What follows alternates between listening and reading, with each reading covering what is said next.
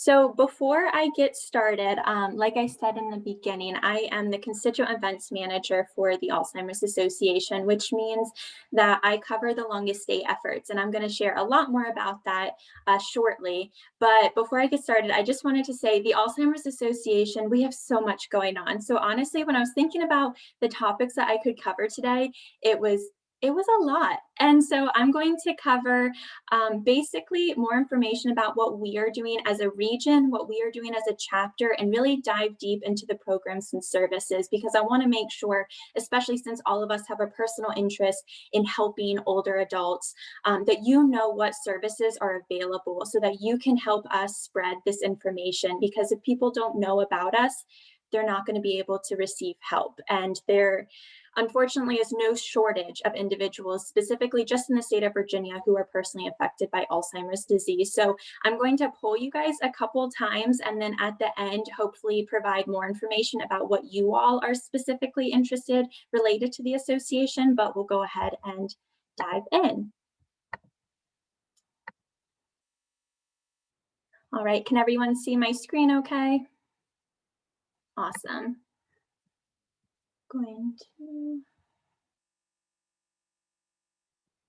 All right, so like I said, I am the Constituent Events Manager for the Alzheimer's Association, and I actually cover all of Central and Western Virginia, as well as all of Southeastern Virginia. And my main job is helping to manage our awesome volunteers, and then also, of course, helping our fundraising leaders through their journey.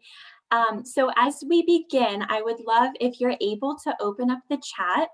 You are more than welcome where it says to everyone to change it to Emily Rosenberger so that you're just chatting privately if you don't want to put out there to everyone. But my question is, are you affected by Alzheimer's disease? Do you have a loved one? It could be a friend, a family member, coworker, anyone special to you who has been personally affected by Alzheimer's or another form of dementia.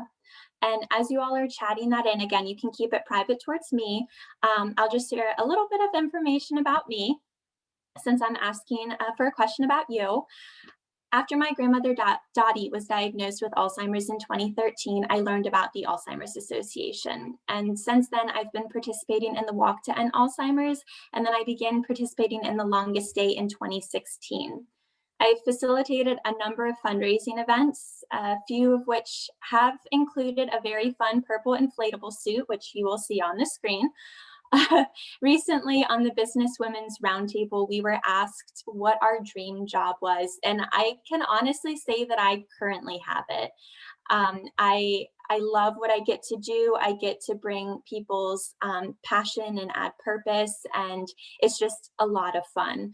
I am a certified dementia practitioner, which basically means I have basic knowledge of Alzheimer's and dementia, and I have experience hours to go with it. I would like to say I am not by any means a professional in the world of Alzheimer's, though, so I will do my absolute best to answer any questions that you may have. But if I can't answer a question, I will definitely follow up with you as soon as possible. So this has been a very exciting week for the Alzheimer's Association because our 2021 Facts and Figures report was officially released, along with a special report on race, ethnicity, and Alzheimer's in America, which examines the perspectives and experiences of Asian, Black, Hispanic, Native, and White Americans in regards to Alzheimer's and dementia care. I'm going to share with you our newly released promotional video on the 2021 Facts and Figures. Then I'll dive a bit deeper into the local organization.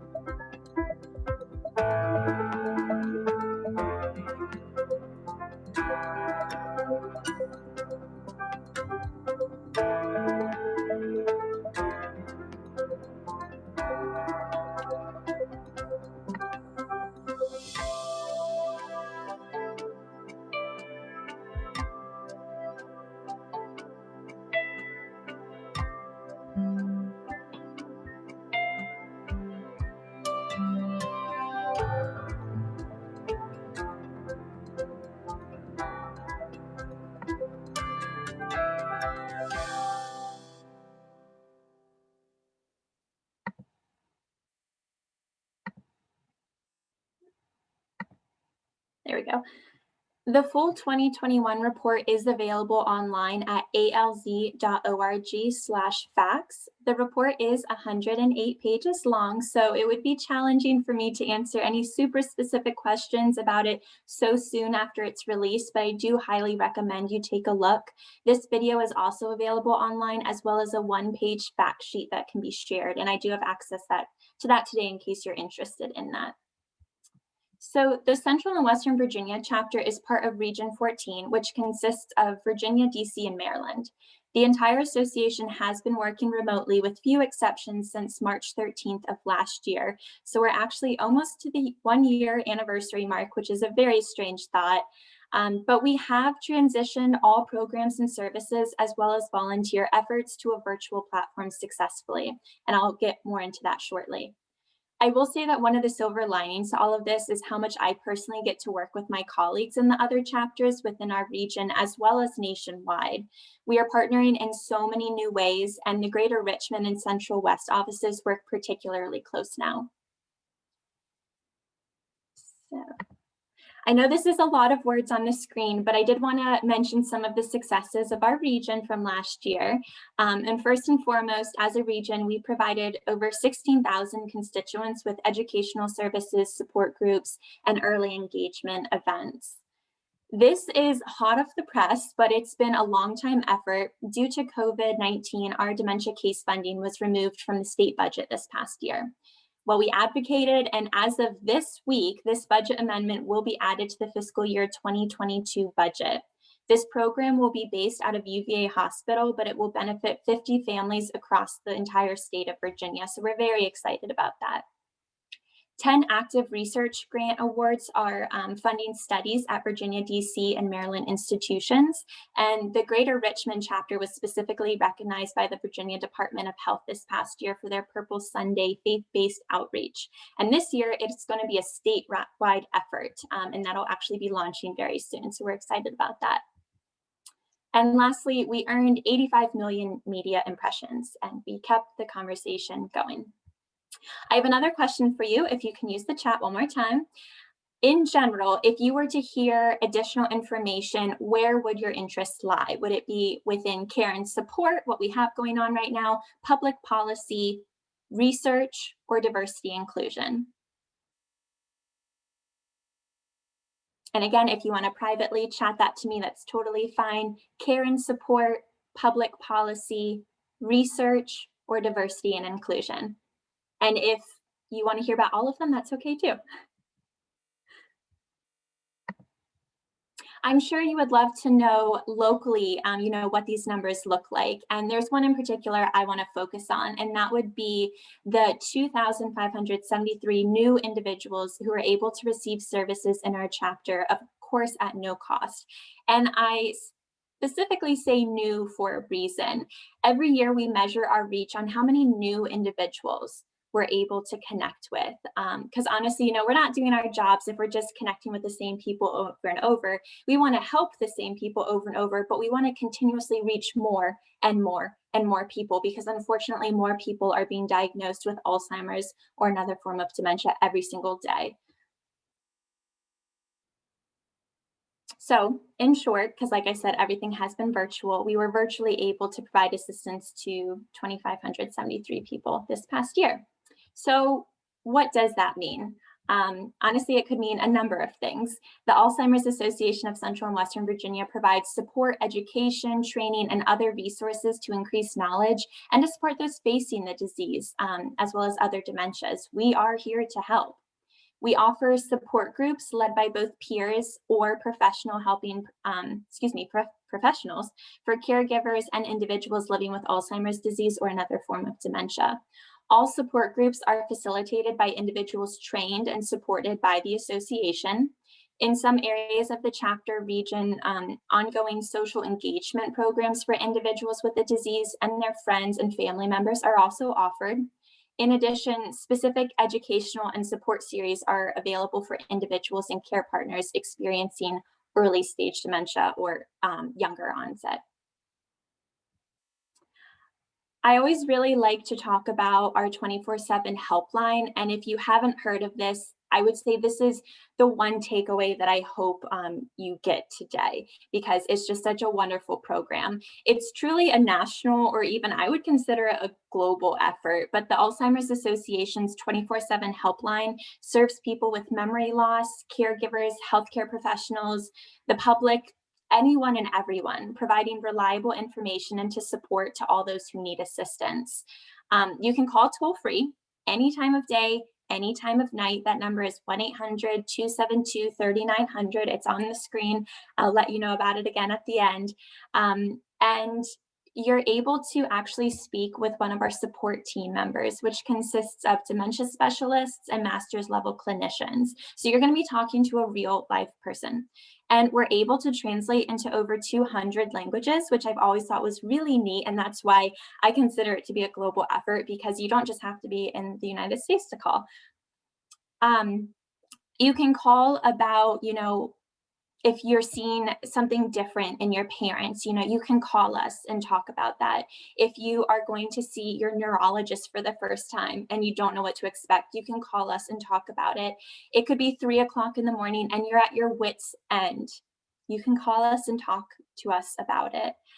In the beginning of quarantine, we did experience a slight lull in call volume, but about a month later, it picked back up to the normal volume. And now what we're being told is that those conversations are actually getting longer in length and deeper in topic conversation, which is, of course, very understandable. We also have our online community. So we have our website, alz.org, and it offers a plethora of information, again, for anybody. Just like anyone can call the helpline, anyone can, of course, go online and find these resources available. And one thing I wanted to specifically mention, we have Alz Connected, and it's a free online community for everyone, again, affected by Alzheimer's, including people with the disease, their caregivers, friends, family members, neighbors, or someone who's lost someone to Alzheimer's disease. And it's kind of like an interactive blog. People from all over can post a question, they can share their advice, and they have a whole community that understands what they're going through, available online to connect with. Moving into a little bit more about education, like our support groups, our educational programs are available online. And I would say this is another silver lining to quarantine and virtual programming. We're able to reach a lot more people for our educational programs, because you're not having to drive, you don't have to worry about the weather, because Virginia weather is crazy. We experience all 4 seasons in 1 week sometimes. We all know that. And so we're able to partner with other chapters and we're able to reach more people. And so if there's a program that's interesting to you, but it's technically out of the Greater Maryland chapter, that's okay. All you have to do is register, because they're of course free, but you have to register and then you join. I've participated in multiple programs that weren't even out of the state of Virginia. There's just so many awesome programs that we offer. And I just got a little bit ahead of myself because I get really excited talking about our educational programs. But that's, again, something that I can provide some more information about later. We do offer more specialized content. So a lot of times you'll see like the Understanding Alzheimer's and Dementia, the Know the 10 Signs, but say you would like to partner with us. We are more than happy to figure out a way to offer a more specialized program to your particular client base or employee base. We could join you virtually for maybe a monthly staff meeting, or do like a virtual lunch and learn. We would love to support you, your employees, your clients, their friends and family as much as we can.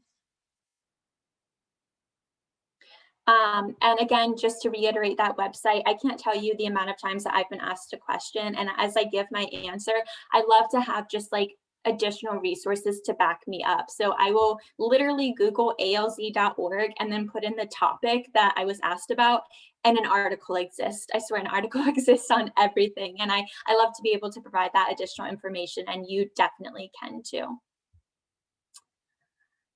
I know I'm keeping this slide open for a long time, but again, this is really what I wanted to dive deep into today. So just some additional resources available.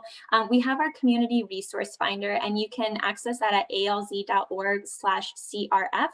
just like Community Resource Finder.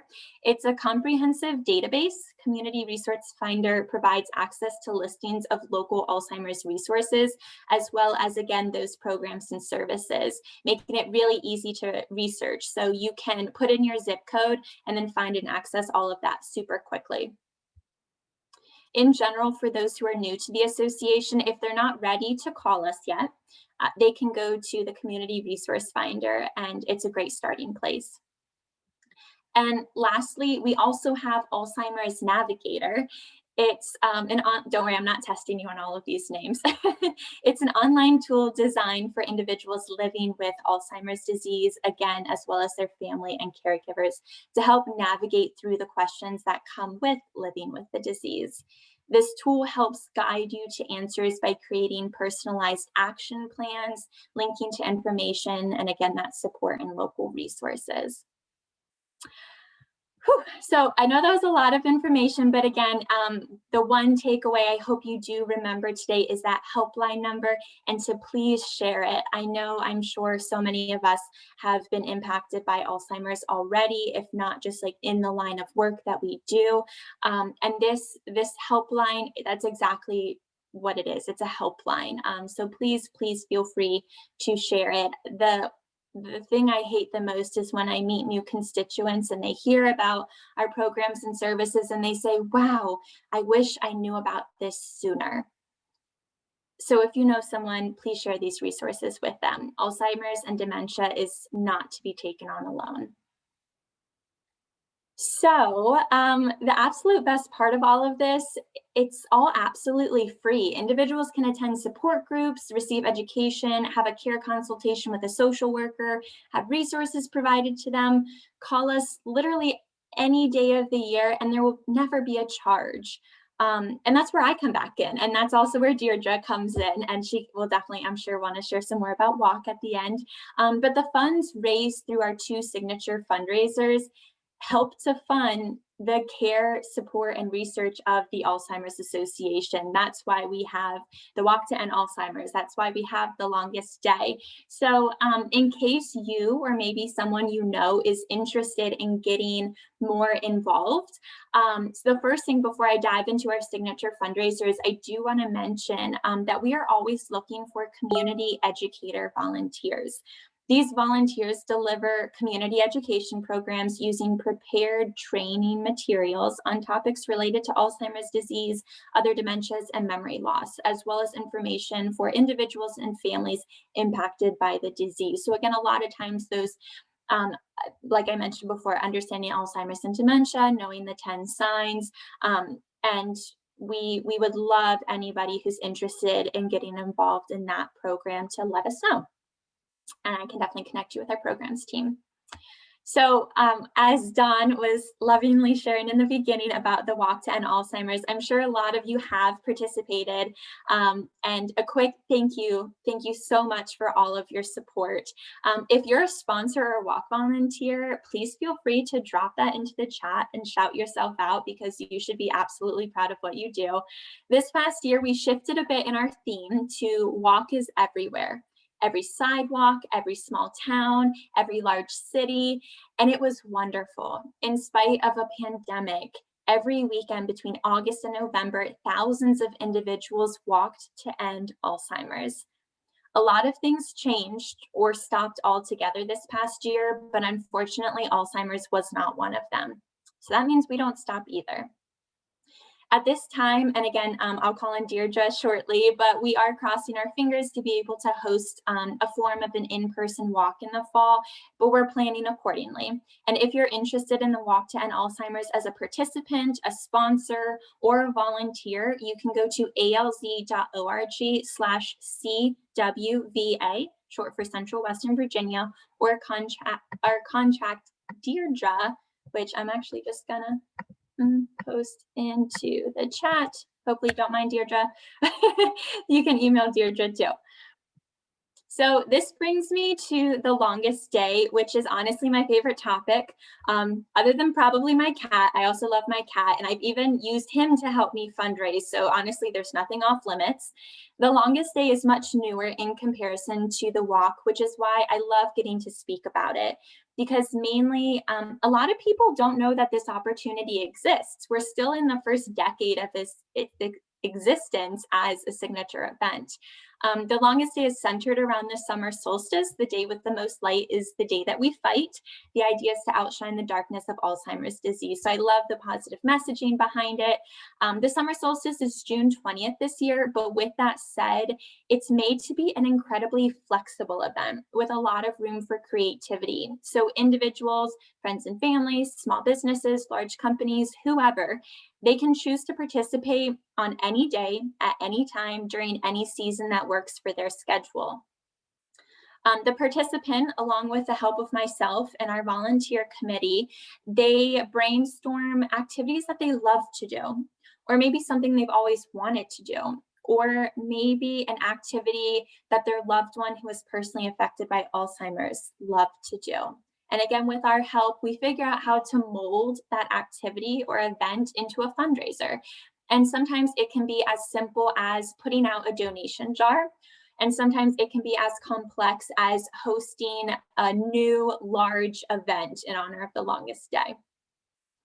Fortunately, we were able to transition well into a virtual platform over this last year. Many of our events, such as baking, painting classes, Zumbathons, and more, they switched to from in-person to Zoom or Facebook Live. There were a lot of individual activities such as crafting, crocheting, reading, jewelry making.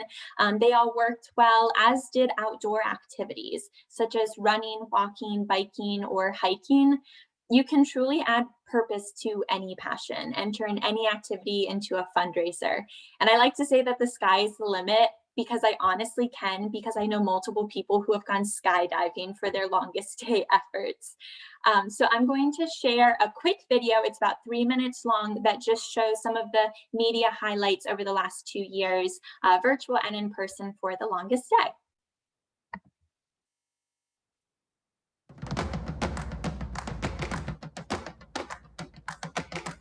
June 20th, a Saturday, is the longest day of the year, but the occasion also marks a nationwide fundraising event to help those living with Alzheimer's. This year's event will be different because of social distancing. People are getting creative for the cause. We have a Zoomathon from 11 a.m. till 9 p.m. One of our great volunteers is having local musicians and artists attend all day long. Residents and staff from Woodland Senior Living and Brewer spent last Friday in rocking chairs. They were participating in the longest day rockathon.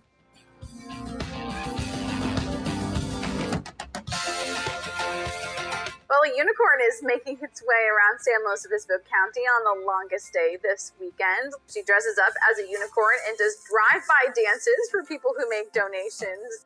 The summer solstice and the day with the most light, Lori McCarney will start this weekend and aims to cycle 1,000 miles to honor her father. So this event is going to raise funds and awareness for the care support and research efforts at the Alzheimer's Association.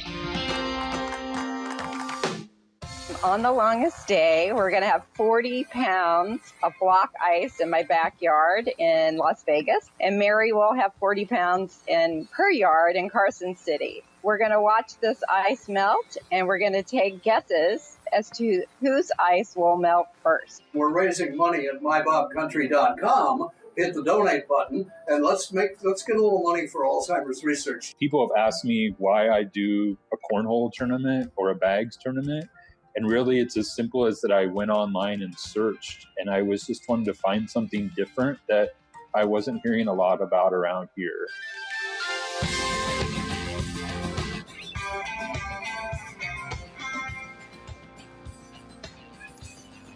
From the street, this may look like any other yard sale, but its purpose is far-reaching, raising awareness and funds to advance Alzheimer's programs. The activities range too. Some will be baking, others will be doing purple parades outside of nursing homes. It's really a do-it-yourself fundraiser.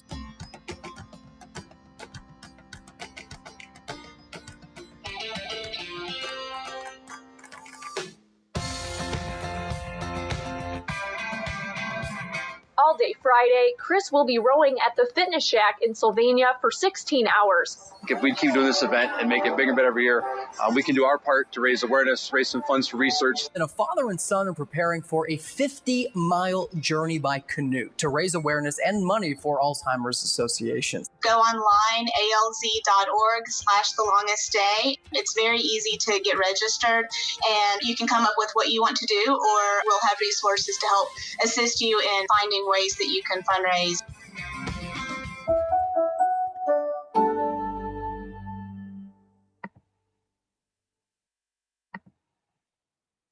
All right, so I just dropped some information in the chat that references some of the topics that I just covered.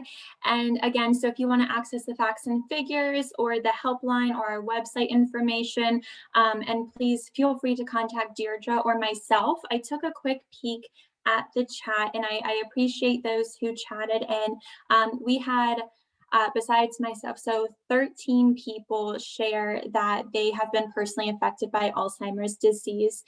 So again, I really appreciate that you share that information. And if we just look at the small group that we have on today, that's a lot of us. A lot of us have been personally impacted. One of our loved ones had Alzheimer's or another form of dementia. And so that's why we're here. We want to help you. We want to help your families, and we want to help the people that we haven't even met yet. So again, I encourage you to continue to share our information.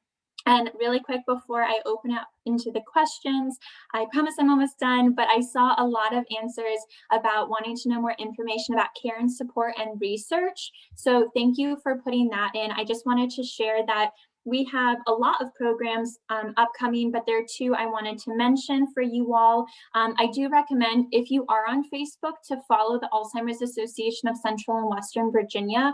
They're really good about updating all of our upcoming programs on there, so it's really easy to access if you're interested.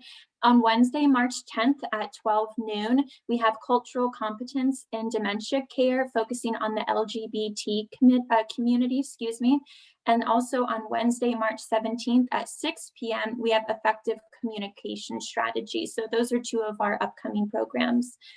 And then the other one that you all asked about was research. So the number thing I wanted to share, besides just looking into our facts and figures report that I keep on mentioning, kind of one of the biggest things going on right now is aducanumab, which is a drug that's actually under the review of the FDA currently. It is through Biogen, and we just had kind of a recent announcement from Biogen on January 29th. Biogen announced that the FDA had extended the review period for aducanumab by 3 months, so that extends to June 7th, 2021. The FDA requested additional data for its review of the potential treatment of Alzheimer's. The request for the additional data is considered a major amendment to the FDA application, which drives the extended time for review. And part of this I am reading because the FDA is so big. I want to make sure I get it right for you all. We are still encouraged by this. We didn't take this as bad news by any means. We of course understand the FDA wanting more information. As an association, we believe the publicly released scientific data supports the approval of this drug. So again, we are very hopeful, and I share this with you, and I say that it's so big because this is the first drug under FDA review in the last decade that it's not just about slowing the symptoms, it's about changing the progression of Alzheimer's disease, and that's why we're so excited. So you can of course learn more about that online, or if you have any additional questions, like I said, it's still under review, so we're kind of just sitting and waiting and crossing our fingers at this point along with everyone else. So at that point, I appreciate your time so much, and I hope I taught you something new today, and I would be happy to answer any questions that you might have.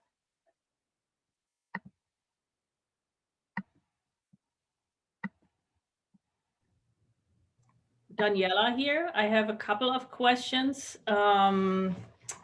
It's hard to see whether I just see a few people here on the side. So one is there are in other countries like the Netherlands, I think Denmark, Germany, they have these villages that are just for people with Alzheimer and dementia, so that they have their own, they have homes, they have shops, they have theater and all that, so that they can live with peers. And because if you live with a person with a dementia or Alzheimer's, it can wear and tear on you. So is there something like this here in the United States? Here, I'll just stop sharing because I know I have some senior living folks on the call, and then we can actually see each other. Thank you for this question, Daniela. I'll share my answer, and then if anybody else wants to jump in based on their knowledge, please feel free. Because I worked in senior living for a number of years, and I believe I know what you're referring to because I've seen some of these communities online and they look absolutely beautiful. And I think that other countries, that's kind of just the trend that they're turning towards. Whereas a lot of what I've seen just personally is it's that like luxury senior living that has more of a focus on it's like a very beautiful, large building. And it has that, farm to table dining, restaurant experience. It's more like luxurious, but that's just what I've personally seen. Not to say that that's not luxurious, but again, it's like that fine dining rather than like a home, like communal style atmosphere. But please, if anybody else has seen that in the United States, by all means share, because I think it is a wonderful idea. Yeah, and people just walk wherever they want to walk, and turns out they don't leave, because they don't really know that they don't wander off. And there was some notion also that, oh, this is discriminating, it's terrible to have that kind of community, and yet it seems to be very successful, and people really like it, and the families certainly like it, because then families sometimes move close by that they can visit, but it's too hard to be the caregiver for a person who has, dementia. So I'm just curious because I really like that idea. Absolutely. And it is so hard to be a caregiver. And unfortunately, I know a lot of us have gone through that. And again, that's why I just really encourage you. And even if it's not us, there's home health, there's hospice. Absolutely take advantage of hospice. There are wonderful senior living communities. There's Neighbor Force, I hope I'm getting them right. There's so many different organizations, especially right here. We are so fortunate in Charlottesville to have so many different organizations and to take advantage of to help alleviate that caregiver journey. I always think, just after seeing my family personally go through it, that caregiving, especially if it's like a parent and child relationship, the children can sometimes start to act as the parent. And that's why I always like bringing in that third party help, so that that true relationship of parent to child can remain. Because I know my mom would not want me fussing at her about anything, regardless of anything. So she, I'm her daughter, I'm her little girl, and I want to be able to keep that relationship and respect her wishes as much as I could. Hypothetically, fortunately, my mother is very healthy right now. Yeah, thanks. And the other, it's not something we actually need to discuss now. The other question is, question. So there is a lot of research indicates that there is an earlier onset of Alzheimer's and dementia or dementia when you have a brain injury. And we see that in people, and there's just something happens, and it's hard to point to it because people often have memory issues anyways in the first place, So I just want to, maybe at one point you and I can talk, that if you have in the community that where people, because we might be able to kind of co-serve them, and we have a lot of free services as well, so almost free, let's say that. So this is just if you and I can connect with over that, it doesn't have to be here. Yeah, thank you for sharing. I think what we do definitely aligns very well together, Daniela. Dawn, I think you maybe had something to add from the previous, or did you have a question? Yeah, I just wanted to say I haven't seen a community like exactly like what you're describing, Daniela, with the lots of outdoor spaces and separate buildings to wander around. But the closest I've seen in Charlottesville is the Linden House at Branchlands. That's like one of our newest memory care facilities in town. And they didn't have the space to do all of what you described outside. But in their memory care facilities, there's communal living, a communal kitchen for everyone to use together. They use color and things like that to encourage residents not to wander towards the exits. And they were able to build a lot of outdoor space with gardens and fountains and things for the guests to plant and do things like that on some of the upper levels, so that you can be outside, but also there's nowhere else to go because you're actually on a balcony. But that's the closest I've seen here in Charlottesville. And I think Emily had a good point that most things like that in our area or anywhere in this area are pretty expensive, to be direct, and for a lot of people who live off $800 a month, not affordable. And so that this is I think my observation. So, but thanks, Dawn. I didn't know. I need to look into that. Just I don't know about it. I've got a comment too. I agree with Don that the Linden House, I had a tour of it when it was first opened. And with my father-in-law having Alzheimer's, we did have him in a couple of places. We did look into places we could put him. But the Linden House, I was so impressed. It literally, we had already lost my father, so we couldn't bring him there, but I would have in a heartbeat. It brought me to tears because they thought of everything in this facility that could be thought of. It truly is a community living based place for them to be. And it also is very conducive for visitors, for families. At least this is pre-COVID. I'm not sure what it is now, but pre-COVID, it was very welcoming to friends and family to be there with their loved ones. That was so impressive to me because they thought of everything like that. But the comment that I wanted to make also is the caregivers. A lot of attention needs to be given to caregivers because my husband and I were caregivers. And we did not realize at that time the underlying stress that we didn't feel. You don't always feel the stress you're under. And it was tremendous, especially with my husband. He actually suffered a heart attack from the stress that we did not expect. Thank goodness he survived it. But that was the underlying cause of that episode. So I think it's very, very important that it be brought to the attention of caregivers because we didn't realize, we were just doing what we needed to do, but we did not realize the stress. And it is a very stressful situation to be under. And stress does kill. It's a silent killer.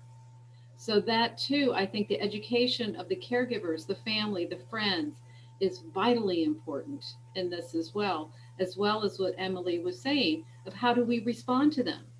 Jay and I did not realize that we needed to continue with that daughter-son relationship because we did tend to go into that caregiver-parent relationship.